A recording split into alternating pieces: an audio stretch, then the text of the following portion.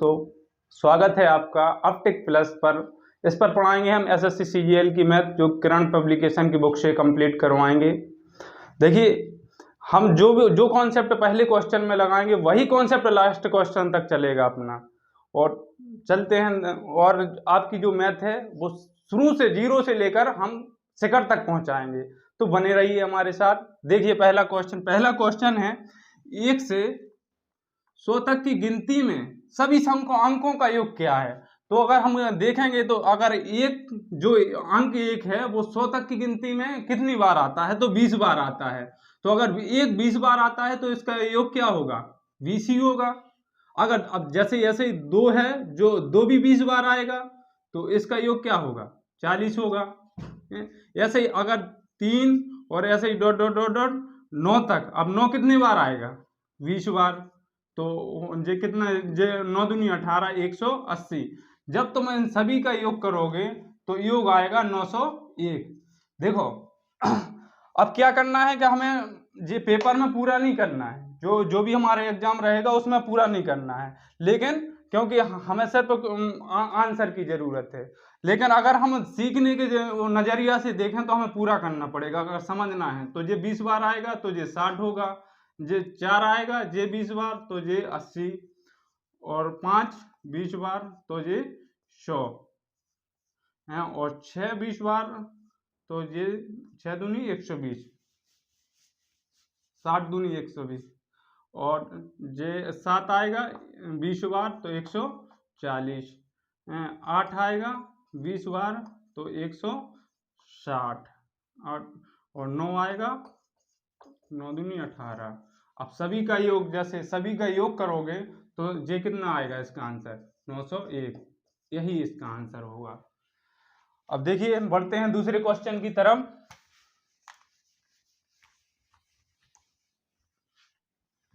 दूसरा क्वेश्चन है, देखो, एक 2 अंकों वाली संख्या में दहाई का अंक इकाई के अंक से 5 अधिक है। हमने मान लिया कोई 2 अंकों की संख्या है x और y, जिसमें वो क्या कह रहे हैं कि जिसमें दहाई का अंक इकाई के अंक से 5 अधिक है। दहाई का अंक इकाई के अंक से 5 अधिक है। हमने मान लिया कि जे a है, तो ये कितना है, a प्लस के 5, ठीक है। यदि उन दोनों अंकों के योगफल का 5 गुना उस संख्या से घटा दिया जाए, तो अगर संख्या मान लें, इसे 1 मान ले रहा है, इसे 6 मान ले, 61 संख्या मान लें अपने मन से, तो क्या होगा अगर उसमें यदि उन दोनों अंकों के योगफल का 5 गुना उस संख्या से घटा दें। अब दोनों संख्या कितने, अगर इनका योगफल कितना होगा, 6 1 7, 7 का 5 गुना क्या होगा, 35। अगर 35, अब 1 के माने 11, 11 में से 5 जाएंगे तो 6 बचेंगे, लेकिन यहाँ पर 4 होंगे तो 1 नहीं आएगा, तो मतलब 61 नहीं मान सकते। तो हम इसे 2 और 8 मान ले रहे हैं, 2 और 7 मान ले रहे हैं, ठीक है। ये 5 ज्यादा है इसमें, तो अब क्या करेंगे, इसका अंकों का योग 9 9 पन्ना 45, घटाएंगे तो 2 के माने 12, 12 में से 5 गए 7 बचे, और यहाँ पर आ गए कितने, 5 हो गए 2। तो अब हमारी संख्या क्या होगी, 72 वह संख्या होगी। तो उलट दिया जाए तो संख्या के अंकों का योग क्या होगा, तो अंकों का योग बराबर क्या होगा, 7 + 2 = 9, यही आंसर होगा। हमें पेपर में इसी तरीका से अटेम्प्ट करना है। फिर आगे बढ़ते हैं तीसरे क्वेश्चन पर। तीसरा क्वेश्चन है, 71 एक अज्ञात संख्या के गुणनफल, मतलब 71 तथा एक अज्ञात संख्या के गुणनफल में 47 जोड़कर एक नई संख्या प्राप्त होती है। हमने मान लिया 71 और एक अज्ञात संख्या क्या मान ली हमने, x के गुणनफल में हमने 47 जोड़ दिया। 47 जोड़कर एक नई संख्या प्राप्त की जाती है, तथा उस नई संख्या को 7 से विभाजित किया जाता है। जब नई संख्या को 7 से विभाजित कर दिया तो हमें जो भागफल कितना, 98 प्राप्त होता है। तो हम इसको सॉल्व कर देते हैं, x का मान हमारा आंसर होगा। तो अब देखिए, अब इसमें इसका गुणा करिए, 71x + 47 बराबर 56, 9 7 63, 63 और 5 68, ठीक है। अब ये घटा देते हैं, 71x बराबर 6 के माने 16 में से 7 गए, 9 बचे, हासिल आई 5, तो यहाँ 3 और 6। अब जे काटोगे तो कितने बार कटेगा, देखो काटते हैं तो 9 बार कट जाएगा, लगभग 9 बार, तो बराबर आ गया 9। अब x बराबर क्या आ गया 9, तो अब देखा गया तदनुसार वह अज्ञात संख्या निम्न में से किसका गुणक है। तो ऑप्शन में देखते हैं, निम्न में 3 का गुणक है, 3 हमारा क्या होगा, 3 हमारा आंसर होगा। ठीक है, समझ में आया। बढ़ते हैं आगे तीसरे क्वेश्चन पर। तीसरा क्वेश्चन है हमारा, तीसरा नहीं चौथा क्वेश्चन है, 3 अंकों वाली एक संख्या में सैकड़े के, चौथा क्वेश्चन क्या है, 3 अंकों वाली एक संख्या में सैकड़े के स्थान वाला अंक इकाई के स्थान वाले अंक का 2 गुना है। अब 3 अंक की संख्या देखो हमने मान ली x, y और z है। ठीक है, समझना, 3 अंकों वाली एक संख्या में सैकड़े के स्थान वाला अंक इकाई के स्थान वाले अंक का दुगना है। अगर हमने ये 2 मान लिया तो ये कितना है, 4 है। ठीक है, दुगना है और सभी अंकों का योगफल 18 है। सभी अंकों का योग अगर 6 हो जाएगा तो ये तो हो नहीं पाएगा, तो इसे हम 4 मानते हैं, इसे 8 मानते, 12 हो जाएगा, 12 और 6 18। हमारी संख्या 864 होगी, या इसका गुणज होगी, या इससे कम भी हो सकती है।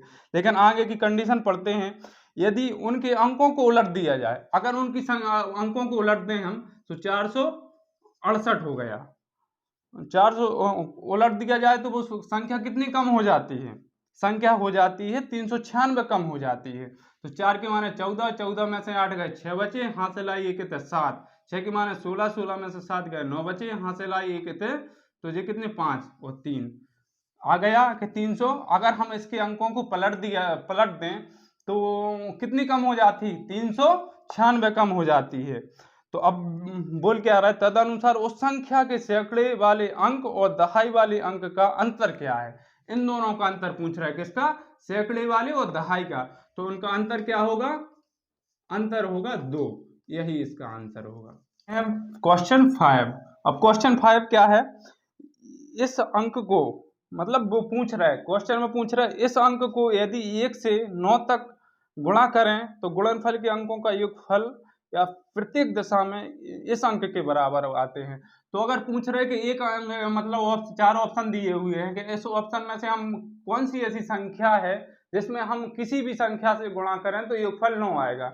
तो देखिए, अगर वो संख्या अगर ऑप्शन से निकाली जाए तो 9 है, अगर 9 में हम 1 का गुणा करें तो बराबर आएगा क्या, 9, योगफल भी 9। अगर 9 में हम 2 का गुणा करेंगे तो अब क्या आएगा, इसमें गुणनफल आएगा 18, लेकिन योगफल आएगा 9।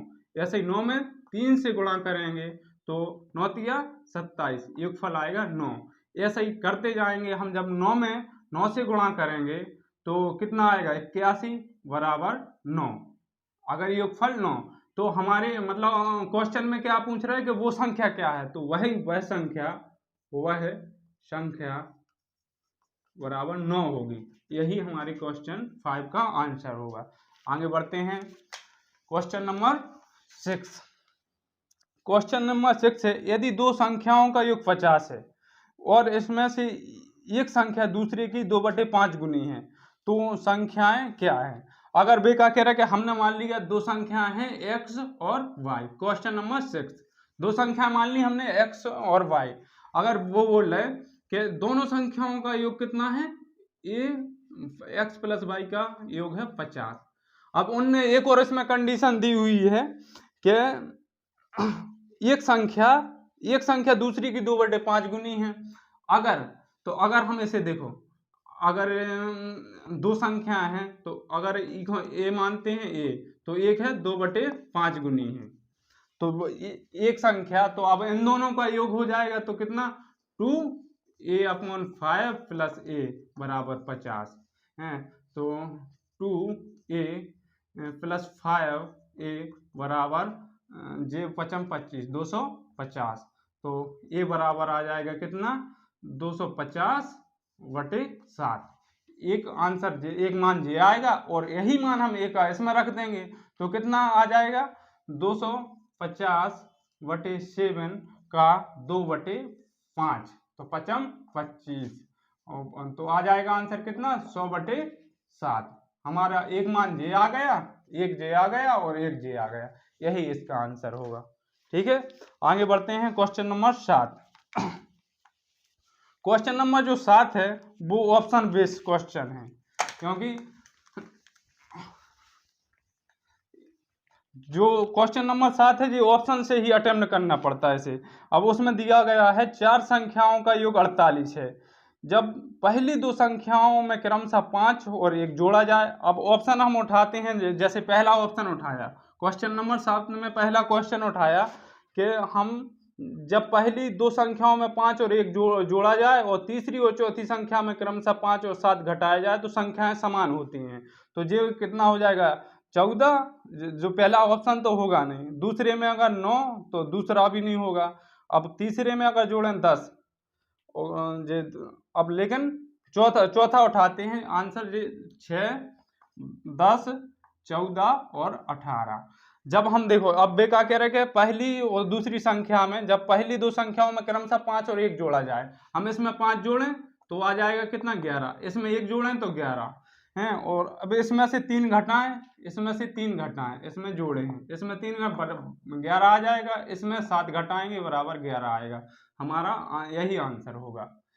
आगे बढ़ते हैं क्वेश्चन नंबर 8 है 2 गुणांकों जिनका गुणनफल 24 है। दो पूर्णांक मान लिए हमने x और y, जिनका गुणनफल कितना है 24 है, ठीक है, कि योगफल का न्यूनतम मान निम्नलिखित से क्या होगा। अब ऑप्शनों में कहा कि 2 पूर्णांक हैं दो पूर्णांकों जिनका गुणनफल 24 है, तो अगर हम इसे मानते हैं कि 6 चौको 24, तो यही इनका न्यूनतम योग होगा। तो न्यूनतम योग क्या होगा, न्यूनतम योग बराबर 6 + 4 = 10, यही हमारा आंसर होगा। ठीक है, अब क्वेश्चन नंबर 9। क्वेश्चन नंबर 9 क्या है, 2 संख्याओं में से वह बड़ी संख्या कौन सी है जिसका गुणनफल 900 और योगफल उनके अंतर से 30 अधिक है। 2 संख्याओं में से वह बड़ी संख्या क्या है, अगर हम मान लें कि 2 संख्याएं हैं,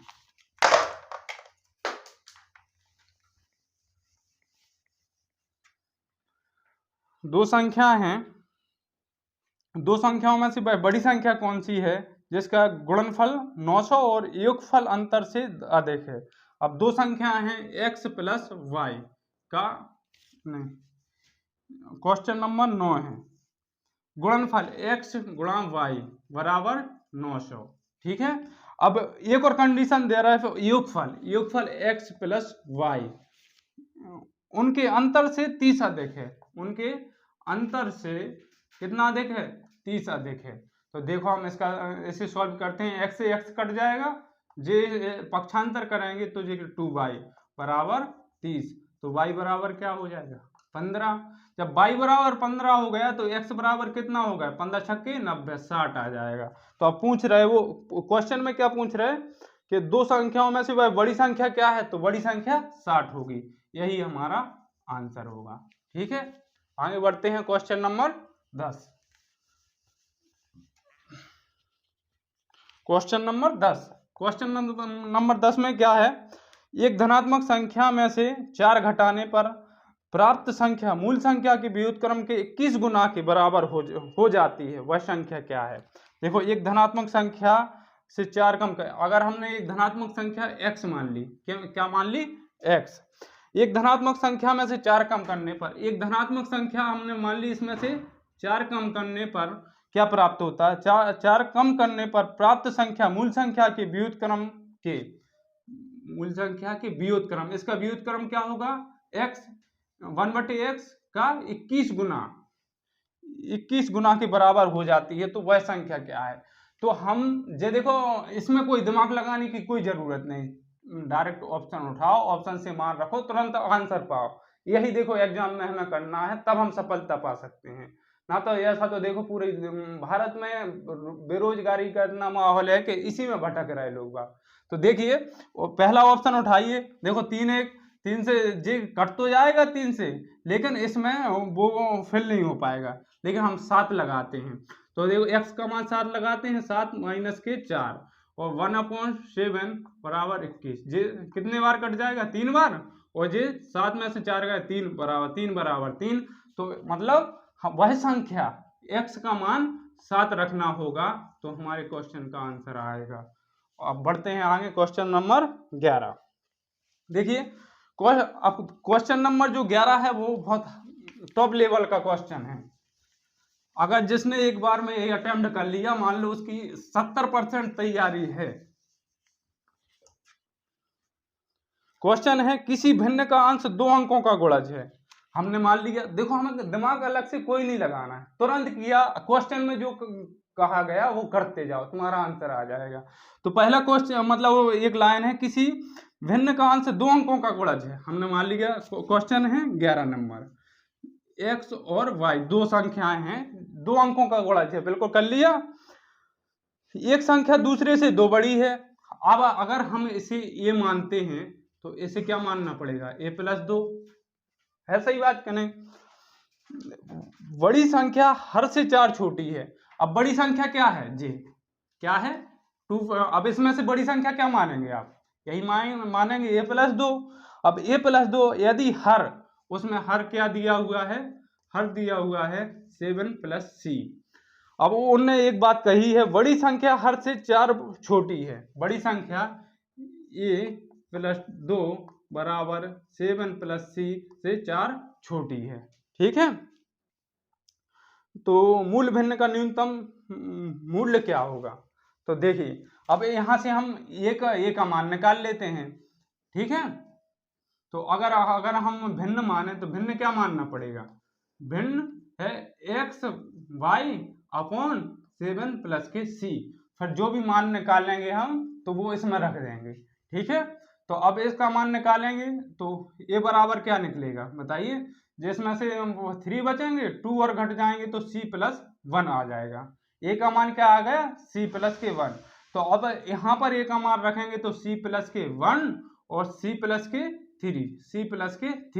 x का मान j आ गया, y का मान j आ गया। हम इस भिन्न में रखते हैं तो क्या हो जाएगा, x+3 और नहीं सॉरी c+3 और c+1 अपॉन c+7 + c। ए आ गया, कंडीशन ए आ गई।